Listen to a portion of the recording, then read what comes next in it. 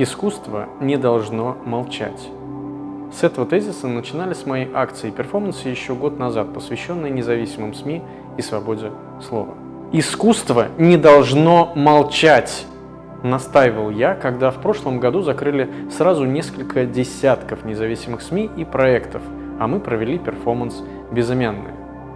Искусство не должно молчать, кричу сейчас я, нашей работой нет. И в ответ на закрытие, а лучше сказать убийство, Гоголь-центра. Я думаю, мы все понимаем, чему я говорю, это наше «нет».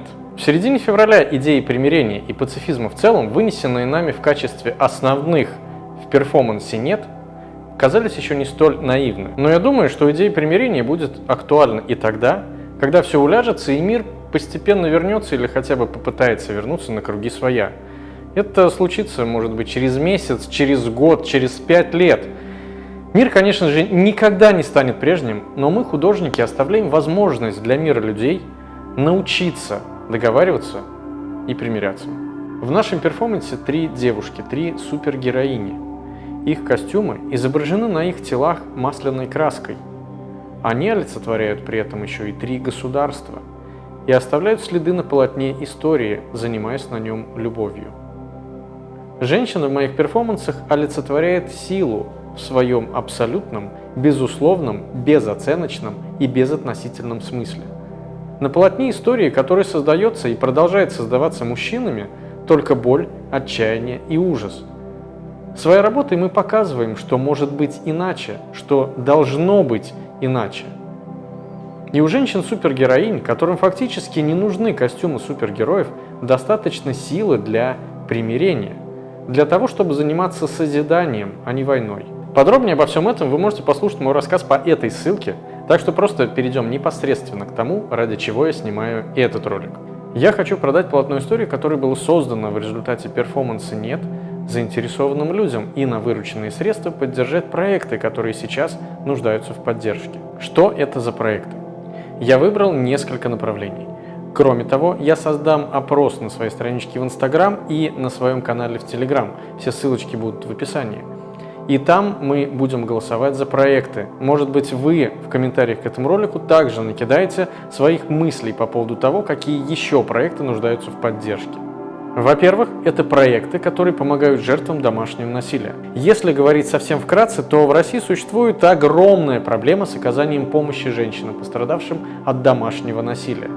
Женщин убивают, избивают до полусмерти, калечат на глазах детей. Такое ощущение, что насилие мужчин над женщинами поддерживается государством, его скрытой идеологией. Убежища для пострадавших женщин закрываются или постоянно находятся под угрозой закрытия, так что жизнь российских проектов, которые работают жертвами насилия, никогда не будет легкой, пока эта культурная патриархальная традиция в России сохраняется. Во-вторых, это помощь в релокации для акционистов, ЛГБТ-активистов и беженцев. В России есть ряд проектов, которые оказывают помощь в релокации. А учитывая активное преследование акционистов в целом и ЛГБТ-активистов в частности, помощь таким проектам была бы очень кстати. Российское государство тянет даже с обещанной помощью для беженцев. А людям надо жить здесь и сейчас. И желательно не под прицелом ока большого брата, когда за тобой в любой момент могут приехать дяди в форме. В-третьих, у меня есть задумка, которая поможет объединить и поддержать акционистов, сочувствующих идеям пацифизма и не только пацифизма. Это календарь акционизма. И это очень масштабная задумка. Это будет и арт-лаборатория, и интернет-проект, и непосредственно сам календарь, который будет как бумажным, так и в электронном виде. На каждом развороте этого календаря будет рассказ о какой-либо акции акциониста или группы акционистов. Еще там будут ссылки, по которым можно будет перейти и прочитать об акции более подробно, интервью с авторами, что он этим хотел сказать и так далее. В общем, в рамках интернет-проекта будет достаточно много контента. Еще я бы хотел сформировать фонд, и это будет какое-то вознаграждение, какая-то поддержка для акционистов, потому что я по себе знаю, сколько я трачу на среднюю акцию, и я знаю, сколько может стоить хорошая акция. Сейчас российские акционисты и активисты в целом находятся в состоянии тревоги, и я понимаю, насколько нам всем сейчас важно хотя бы просто не молчать, насколько нам всем сейчас важна ваша поддержка. В общем, в одном из следующих роликов на канале я расскажу о календаре акционизма, который я буду делать в любом случае, и об этой арт-лаборатории более подробно. И в-четвертых, в России все еще остаются и даже создаются независимые СМИ. Несмотря на многочисленные притеснения со стороны государства, которые делают работу таких проектов совершенно невозможной, они все-таки пытаются доносить объективную картину происходящего. Конечно, в смысле поддержки проектов я собираюсь сосредоточиться только на первом и втором пунктах, но кто знает, может быть, мне удастся продать это полотно истории дороже, чем даже в самых смелых фантазиях. Уважаемый зритель, у меня к тебе огромная просьба.